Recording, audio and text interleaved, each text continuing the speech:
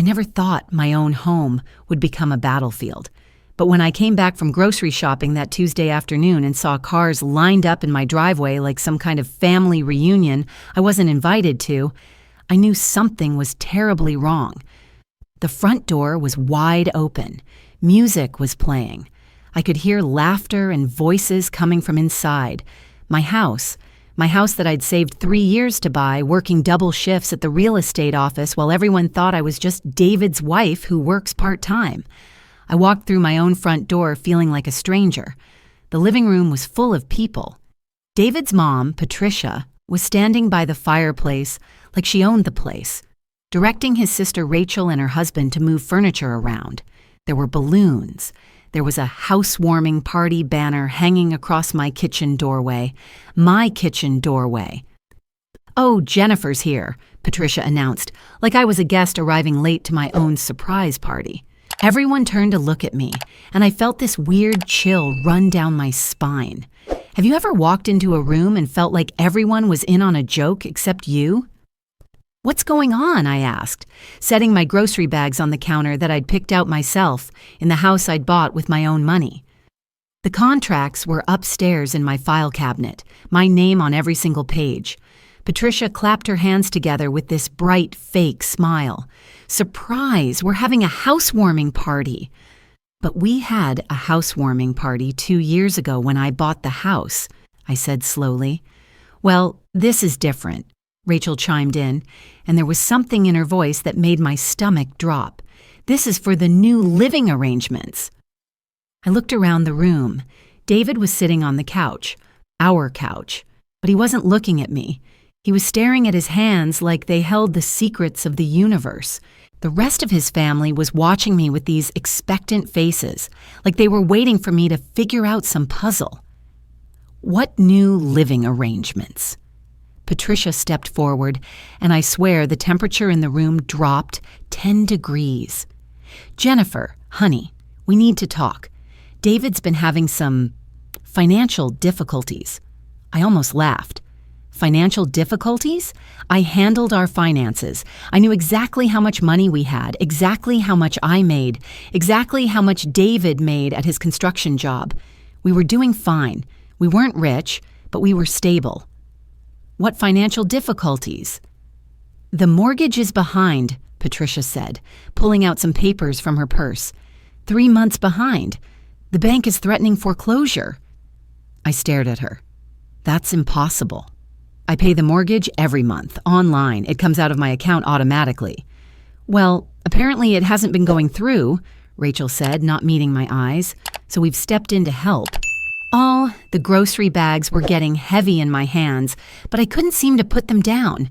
Everything felt surreal, like I was watching this happen to someone else. "Stepped in how?" Patricia's smile got wider, and I finally understood why people say someone's smile can be predatory. "We're moving in. To help with expenses, of course. Just temporarily until things get sorted out." "Moving in?" My voice came out higher than I intended. "All of you?" "Just temporarily," Patricia repeated. "Rachel and Mike will take the guest room. David and you can stay in your bedroom, and I'll set up in the basement. It'll be like one big, happy family." I looked at David again, but he still wouldn't meet my eyes. There was something wrong with this picture. Something so fundamentally wrong that my brain couldn't process it. "But this is my house," I said quietly. "I bought this house. My name is on the deed." The room went silent. You know that moment in movies when the record scratches and everyone stops talking? It was exactly like that, except this wasn't a movie. This was my life, and these people were telling me how I was going to live it. Patricia's expression shifted slightly. The fake warmth drained out of her eyes, and what was left behind was cold and calculating. "Jennifer, honey, I think you're confused about the ownership situation." "I'm not confused. I have the paperwork upstairs." "Paperwork can be complicated," Rachel said, "especially when someone doesn't understand real estate law." And that's when it hit me. They thought I was stupid.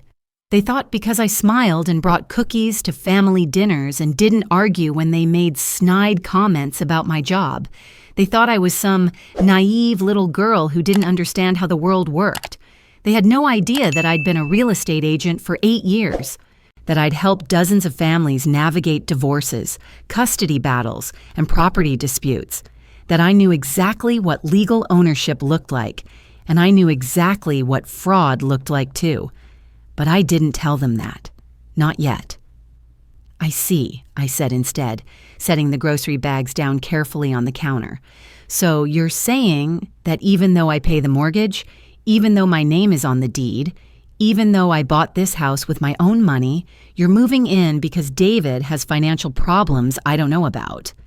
"Exactly," Patricia beamed. "I'm so glad you understand. From today on, we'll all be living here together. And Jennifer?" Her voice got sharper. "If you don't like the new arrangements, if you can't follow the house rules, well, outsiders can always find somewhere else to go." Outsiders. The word hit me like a slap. I'd been married to David for 4 years. I'd hosted every holiday, every birthday party, every family gathering in this house. I'd listened to Patricia complain about her job, her neighbors, her health problems. I'd driven Rachel to doctor's appointments when her car was in the shop. I'd lent Mike money when he was between jobs. And I was an outsider. Everyone was looking at me, waiting for my reaction. David's cousin laughed. Actually laughed, like Patricia had just told the funniest joke in the world. "Outsiders," he repeated, shaking his head. "That's good, Aunt Pat." I felt something shift inside my chest. Not anger, not yet. Something colder than anger. Something more dangerous. "But who's the real owner of this house?" I asked quietly. "Shut up," Patricia snapped, and the mask finally came off completely. "Everyone knows the situation. Don't embarrass yourself by pretending otherwise." The laughter got louder. Rachel was giggling. Mike was grinning. David's cousin was practically howling. They were all laughing at me in my own house, while they planned to take it away from me. That's when I started planning their destruction, but they couldn't know that. Not yet. So I smiled. The same sweet, confused smile I'd been giving them for 4 years, and nodded like I was trying to process this new information. "I think I need some air," I said. "This is a lot to take in." "Of course it is, honey," Patricia said, back to the fake sympathy. "Change is hard, but you'll see, this arrangement will work out for everyone." I walked outside and sat on the front steps of my house, and pulled out my phone. Not to call a lawyer, not yet. First, I needed to understand exactly what I was dealing with. I opened my banking app. The mortgage payment had gone through 3 days ago, just like it did every month. I opened my real estate license renewal confirmation, still active. I opened the photos I'd taken of all my important documents when I'd organized my file cabinet last month, including the deed with my name on it. Then I opened the recording app on my phone and hit record. When I walked back inside, the housewarming party was in full swing. Patricia was giving Rachel a tour of her new house, pointing out where they'd put a bigger TV, how they'd rearrange the kitchen to be more functional, which walls they might knock down to open up the space. "Jennifer!" Patricia called when she saw me. "Come here. I want to show you how we're going to reorganize the living room. It'll be so much more efficient for a larger family." I walked over, my phone recording in my pocket. "That sounds wonderful. How long have you been planning this arrangement?" "Oh, we've been discussing it for months," Rachel said. "Ever since David told us about the money problems." "Months?" I kept my voice light, curious. "What kind of money problems?" "Well, the mortgage situation, of course," Patricia said, "and his credit card debt, and the loan he took out against the house." I felt my smile freeze. "What loan against the house?" "The second mortgage," Mike said. "Didn't David tell you? He borrowed against the equity to cover some business expenses that didn't work out." I turned to look at David, who was still sitting on the couch like a statue.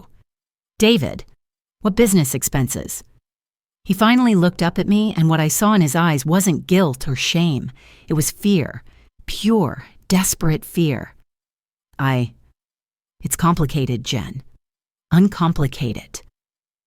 The room got quiet again. Patricia stepped between us like she was protecting David from me. Jennifer, honey, I don't think you understand how stressful this has been for David. He's been trying to handle everything on his own, trying to protect you from the financial reality of your situation. My situation? Well, yes. Your job doesn't exactly provide a stable income, does it? Real estate is so unpredictable. David's been carrying the financial burden of this household for years. I stared at her. David made $42,000 a year in construction. I made $86,000 a year in real estate, plus commissions. I paid the mortgage, the utilities, the insurance, the property taxes, and most of the groceries. David paid for his truck payment and his beer, but I didn't say that. Instead, I nodded thoughtfully. You're right. I don't understand the financial situation at all. Maybe you could explain it to me? With documentation? Patricia's smile flickered. Documentation? Well, if there's a second mortgage, there would be paperwork. If David took out a loan against the house, I would have had to sign for it since my name is on the deed. And if the mortgage is 3 months behind, there would be notices from the bank. The room was silent now, except for the party music still playing from someone's phone. I'm sure David has all of that, Patricia said carefully. Actually, I said, pulling out my phone, let me just check something real quick. I called the bank. On speaker. Hi, this is Jennifer Martinez. I'm calling to check on the status of my mortgage account. I gave them my account number, verified my identity with my social security number and maiden name. Your account is current, Mrs. Martinez. Your last payment was processed 3 days ago. Would you like me to email you a statement? That would be great, thank you. And just to confirm, there are no other loans or mortgages against this property? No, ma'am, just your original mortgage. The property shows no additional liens or encumbrances. Perfect, thank you so much. I hung up and looked around the room. The silence was deafening.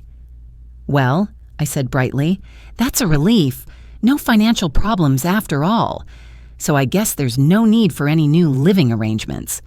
Patricia's face had gone pale. Rachel was staring at her phone like it might provide an escape route. Mike was suddenly very interested in the ceiling. But David looked like he was about to throw up. David, I said gently, honey, is there something you want to tell me? He opened his mouth, but no sound came out. Because it seems like your family has been under the impression that we have financial problems that don't actually exist. And they've planned this whole moving in situation based on information that isn't true. So I'm wondering where that information came from. Patricia found her voice first. There must be some mistake. David told us. David told you what exactly? That you couldn't afford the house payments, that you were in over your head, that the house was going to be foreclosed on if we didn't step in to help. I turned to David, who was now pale as a sheet. David, did you tell your family that? It's not. I didn't mean. You didn't mean what? You didn't mean to lie to them? Or you didn't mean for me to find out? Jennifer, please, just let me explain. Oh, I think this is explanation enough. I held up my phone, which was still recording. I've got Patricia saying you told them I couldn't afford my house payments. I've got Rachel talking about reorganizing my house because of my supposed financial problems. I've got all of you laughing at me and calling me an outsider in my own home. And I've got the bank confirming that none of your story is true. The party was definitely over now. Someone had turned off the music. The balloons suddenly looked ridiculous, like props from a play that had gone horribly wrong. So here's what I think happened, I continued, my voice still calm and sweet. I think David told you some story about our finances, probably to get money from you or to avoid paying you back money he already owes you. I think you all decided this was a perfect opportunity to get a free place to live, and I think you assumed I was too stupid to figure it out. Now wait just a minute, Patricia started. No, you wait. And for the first time, I let some steel creep into my voice. This is my house. I bought it, I pay for it, I own it. David lives here because I allow him to live here, and all of you are here right now because I'm being polite. But my politeness has limits." Rachel stood up. "You can't just throw us out. We have rights." "What rights? Rights to break into my house? Rights to throw a party I didn't authorize? Rights to move in without my permission? Please enlighten me about these rights. Because as someone who actually works in real estate, I'm very curious about property law I might have missed." That's when I saw it. The moment they realized they'd made a terrible mistake. Not the mistake of lying to me or trying to steal my house, the mistake of underestimating me. Patricia's face hardened. Fine. Maybe we were wrong about the financial situation, but David is still family, and family takes care of family. If you were a good wife, you'd want to help your husband's family when they need it. Help them how? By giving them my house? By sharing your resources with people who matter to David. And if I don't want to share my house with people who call me an outsider and laugh at me? Patricia smiled, and it was the coldest thing I'd ever seen. Then maybe you'll find out just how much of an outsider you really are. The threat hung in the air like smoke. Around the room, I could see the family members nodding slightly like they were agreeing to something I wasn't privy to. "David," I said quietly, "are you going to let your mother threaten me in my own house?" David looked up at me, and what I saw there broke something inside my chest. He wasn't angry at his family for lying. He wasn't ashamed of the situation they'd created. He was angry at me for exposing it. "Jennifer, you're being dramatic. They just want to help." "Help with what? The financial problems that don't exist? You don't understand the pressure I'm under." "What pressure?" He glanced at his mother, and I saw something pass between them. Some look that I wasn't meant to see. Some communication that didn't include me. The pressure of being married to someone who thinks money makes them better than everyone else. The words hit me like a physical blow. "What? You heard me. Just because you make more money doesn't mean you get to look down on my family. I have never looked down on your family." "Really? Then why won't you help them when they need it?" I stared at him. "Help them how, David? By giving them my house? By pretending I'm poor so they can move in and take over my life? By being a good wife and putting family first?" Patricia was nodding approvingly. Rachel was smirking. Mike was recording me with his phone, probably hoping I'd have a breakdown they could use against me later. And David, my husband, the man I'd loved and supported and trusted for 4 years, was looking at me like I was the villain in this story. "You know what?" I said quietly. "You're absolutely right. I should put family first." Patricia smiled triumphantly. "I'm so glad you're seeing reason." "I am. I'm putting my real family first.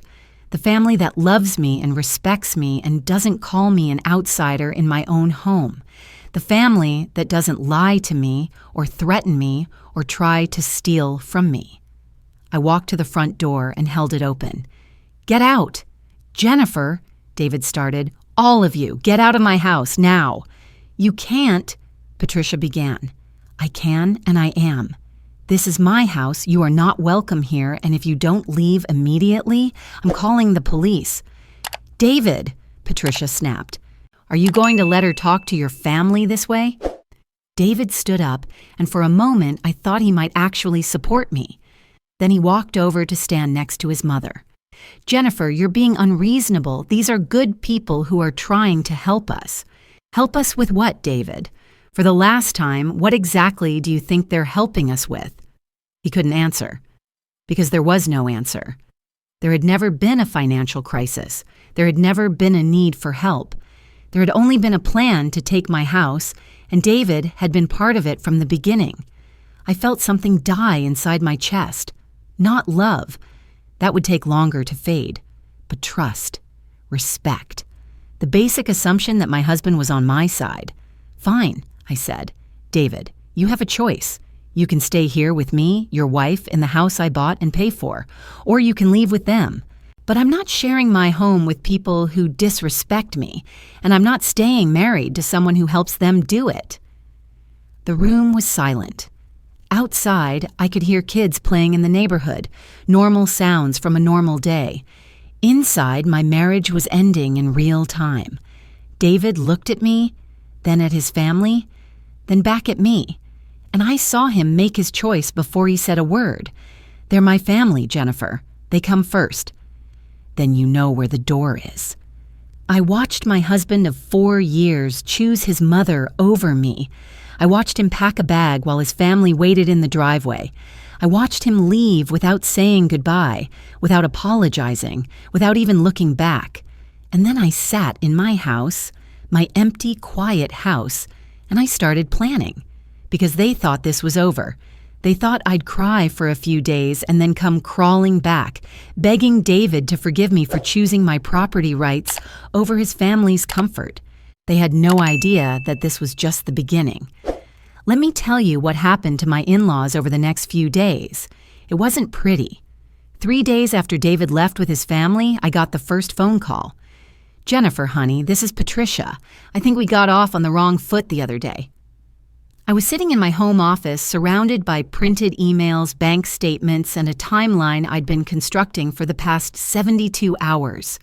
The deeper I dug into David's activities over the past 6 months, the clearer the picture became. "Did we?" I said, not looking up from the credit report I'd pulled on my husband. "I thought we understood each other perfectly." "Well, I was hoping we could talk, maybe work something out.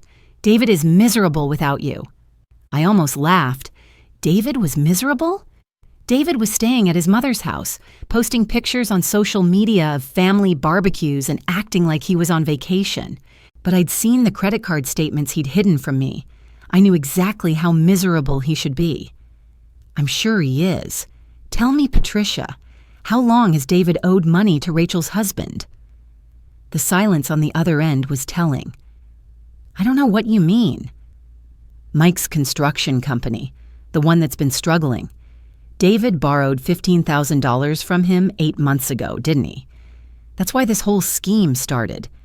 David couldn't pay him back, so you all decided the solution was to move into my house and live rent-free until the debt was covered." More silence. "You don't know what you're talking about." "Actually, I know exactly what I'm talking about. See, Patricia, I've spent the last 3 days doing what I do best, research, and I've discovered some very interesting things about your family's financial situation." I could hear her breathing on the other end of the line, quick and shallow.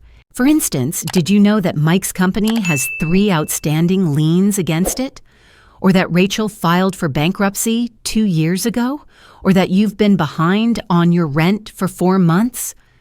How did I find out? I'm a real estate agent, Patricia. This is what I do. I investigate people's financial backgrounds for a living, and your family's background is, well, let's call it complicated." I heard voices in the background, urgent whispers. "What do you want, Jennifer? What do I want?" I leaned back in my chair and smiled. "I want you to understand that you picked the wrong target. You thought you were dealing with some naive housewife who would roll over and let you walk all over her. Instead, you're dealing with someone who has resources you can't even imagine." "What kind of resources?" "The kind that could make your lives very uncomfortable if you don't stay away from me and my property." "Are you threatening us?" "I'm educating you. See, I know things now. I know Mike's company is about to lose its contractor's license unless he pays those outstanding fines. I know Rachel's bankruptcy means she can't get approved for an apartment lease without a co-signer. I know you've been telling your landlord that your son is going to help with your back rent, which means you've been planning this house takeover for months." The whispers in the background got louder. "You can't prove any of that." "Actually, I can. All of it. Public records are wonderful things, Patricia, and I have connections in this industry that you can't imagine. Do you want to know what else I found out?" She didn't answer, but she didn't hang up either. "I found out that David took out a personal loan 3 weeks ago, $25,000. He told the bank it was for home improvements, but the money went straight into Mike's business account. He forged my signature on the application, using me as a co-signer without my knowledge. I heard someone gasp in the background, probably Rachel.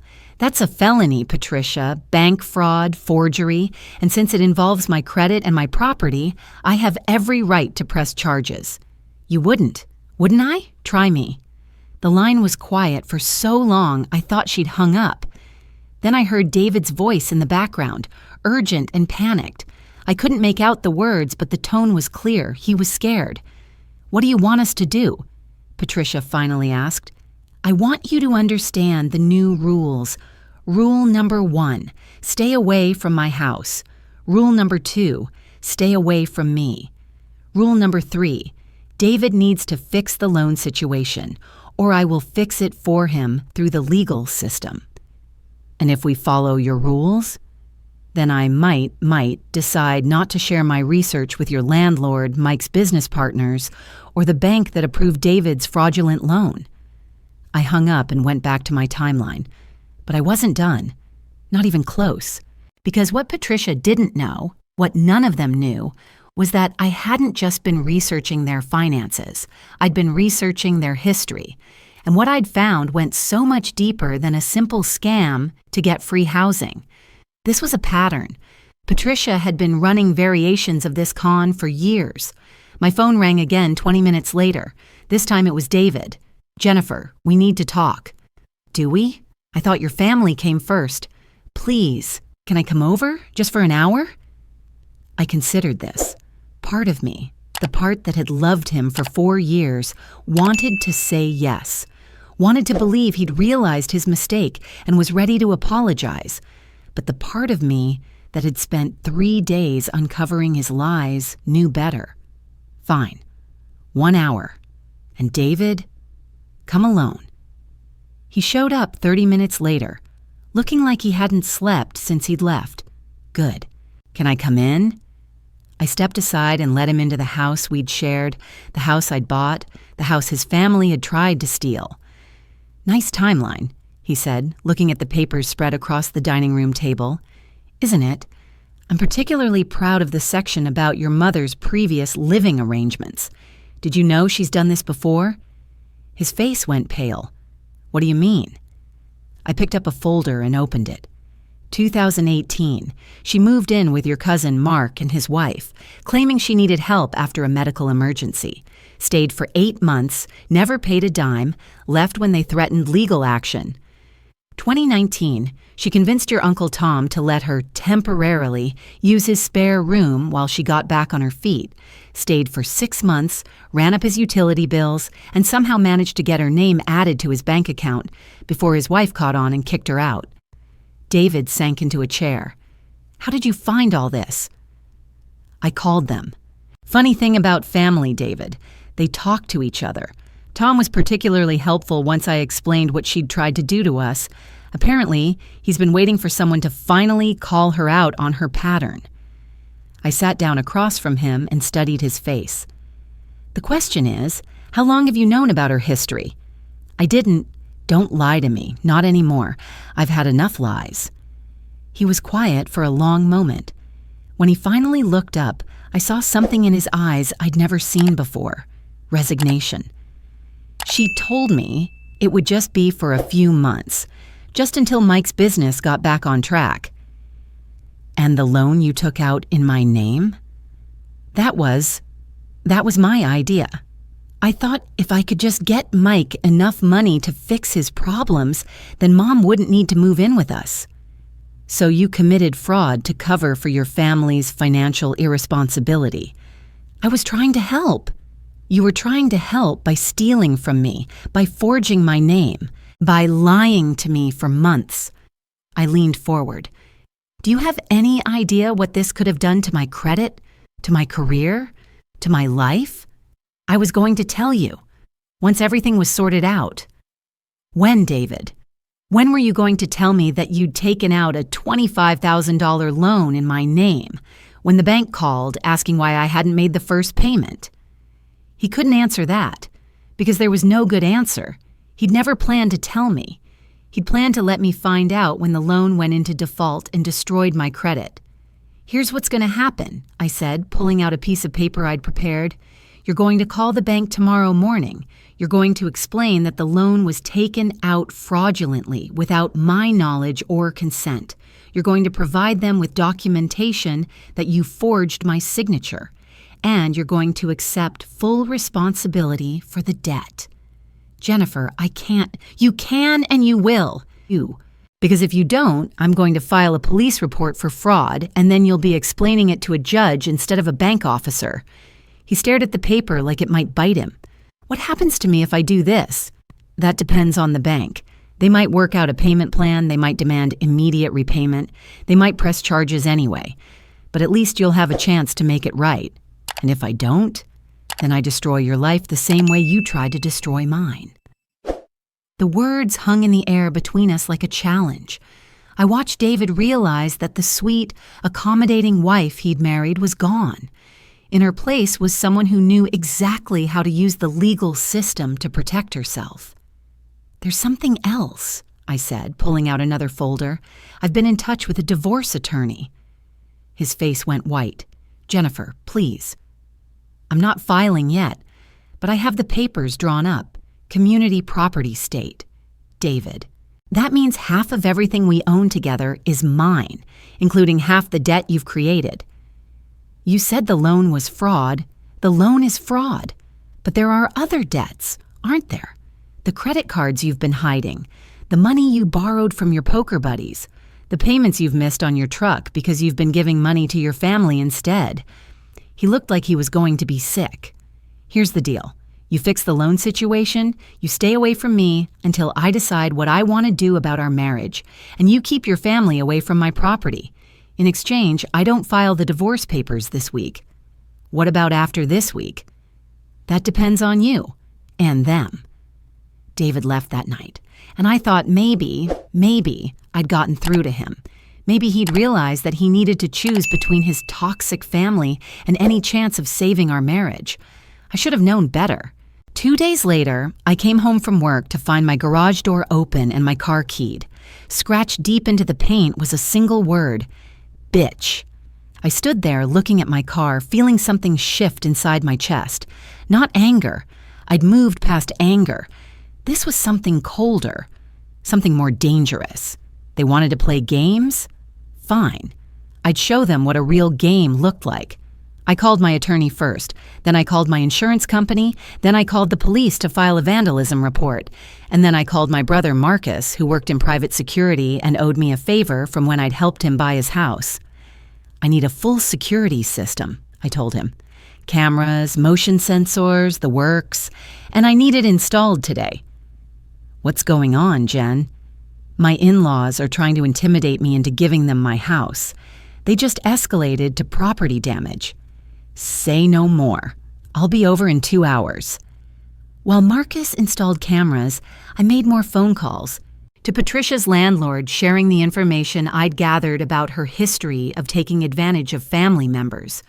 To the state licensing board, filing a complaint about Mike's unpaid fines and questionable business practices. To the bank that had approved David's loan, providing them with handwriting samples that proved the signature was forged. But the best call was to Tom, David's uncle. Tom, this is Jennifer, David's wife. We spoke a few days ago about Patricia's living situation patterns. Oh, hey Jennifer, how's the situation going? It's escalating. They vandalized my car today. I'm wondering if you'd be willing to help me with something. What kind of help? I want to call a family meeting, get everyone together. You, Mark, anyone else who's dealt with Patricia's schemes. I think it's time the whole family knew what she's been doing. Tom was quiet for a moment. You know, I've been thinking about this since we talked. She cost Mark his marriage, you know. His wife couldn't take the stress of having Patricia constantly around, constantly manipulating situations. I didn't know that. And she's the reason my wife and I almost split up. The financial stress, the constant drama. Patricia has been destroying this family for years, one household at a time. So you'll help? Hell yes, I'll help. It's time someone stood up to her. The family meeting was set for the following Sunday at Tom's house. I spent the week preparing, gathering documentation, organizing my evidence. I created a presentation that would have made my real estate clients proud. Timeline, financial records, pattern analysis, everything. But Patricia wasn't going to go down without a fight. Friday night, I got a call from David. "Jennifer, you need to stop this." "Stop what?" "Whatever you're planning for Sunday, Mom is having chest pains. The stress is making her sick." I almost felt sorry for her. Almost. Maybe she should have thought about that before she tried to steal my house and vandalize my car. "She didn't vandalize your car." "Really? Who did then?" Silence. "David, I know you're protecting her, but you need to understand something. This ends Sunday one way or another. Either the family deals with Patricia's behavior together, or I deal with it through the legal system. Those are the only two options." "What if I could get her to back off? What if she apologized?" "It's too late for apologies. She's had years to apologize to Mark, to Tom, to all the other family members she's hurt. She's had weeks to apologize to me. Instead, she escalated to property damage and intimidation." "Please, Jennifer, she's still my mother. And I was your wife. But that didn't stop you from helping her try to destroy my life." I hung up and went back to my preparations. Sunday came, and I drove to Tom's house with a box full of evidence and a heart full of determination.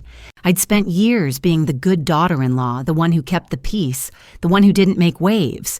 Today, I was going to make a tsunami. The family was all there. Tom and his wife, Mark and his new girlfriend, David's cousin Sarah, even David's elderly grandmother. Everyone except Patricia, David, Rachel, and Mike. They refused to come, Tom explained. Said it was a setup. "It is a setup," I said, setting my box on the dining room table. "I'm setting up the truth." For the next hour, I laid out everything I'd discovered. Patricia's pattern of financial manipulation, dating back over a decade. David's fraud and the money he'd stolen from me to cover Mike's business debts. Rachel's bankruptcy and her history of moving from family member to family member when she needed help. Mike's failing business and the liens against it. But the most damning evidence was the timeline I'd created, showing how Patricia systematically targeted family members when they were vulnerable, after divorces, during health crises, when they were struggling financially. "She's been doing this for 15 years, I told them. She finds a family member who's having problems, moves in to help, then takes over their living situation and bleeds them dry. When they finally get strong enough to kick her out, she moves on to the next target." Mark's girlfriend looked sick. That's exactly what happened to Mark's ex-wife. Patricia moved in after their baby was born, supposedly to help with childcare. But she took over the house, criticized everything the wife did, and turned Mark against her. "She told me my wife was ungrateful," Mark said quietly. "That family comes first, and if she couldn't accept help, maybe she wasn't the right woman for me." Tom's wife nodded. "She did the same thing to us, made me feel like a terrible wife for wanting my own space back. And now she's trying to do it to Jennifer," Tom said. Except Jennifer fought back. David's grandmother, who had been quiet through the whole presentation, finally spoke up. "I wondered why Patricia never came to family gatherings anymore until someone was having problems. I thought she was being caring, but this..." She gestured to my timeline. "This shows she was hunting. Hunting for her next victim," I said. And I was supposed to be the latest one. Sarah looked at the vandalism photos I'd taken of my car.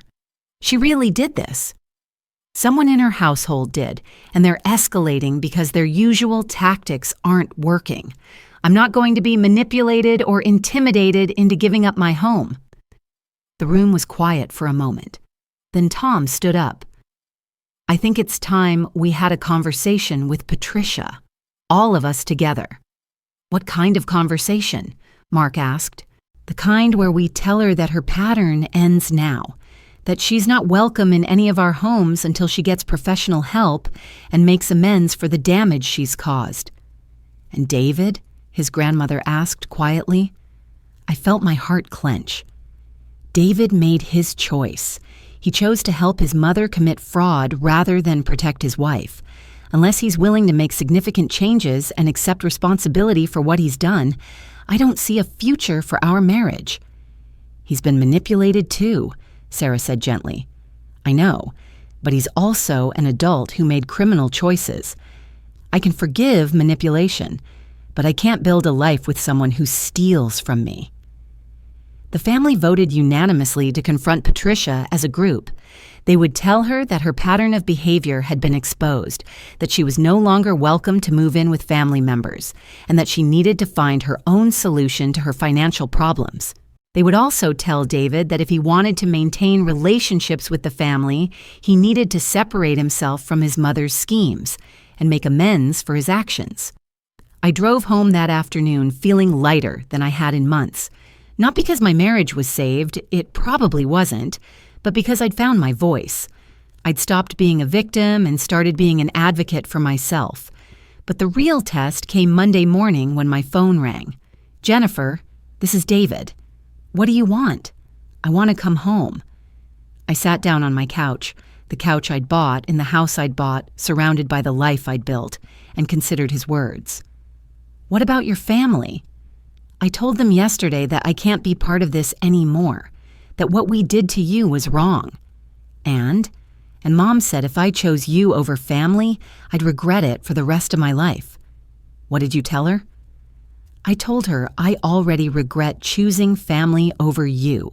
I felt tears start to build behind my eyes, but I pushed them back. This wasn't about emotion anymore. This was about trust and respect, and whether it was possible to rebuild something that had been so thoroughly broken. "David, you stole from me. You committed fraud using my name. You helped your family try to take my house. You called me dramatic when I stood up for myself, and you walked out when I needed you most. I know, and I'm sorry. I'll do whatever it takes to make it right." "Whatever it takes?"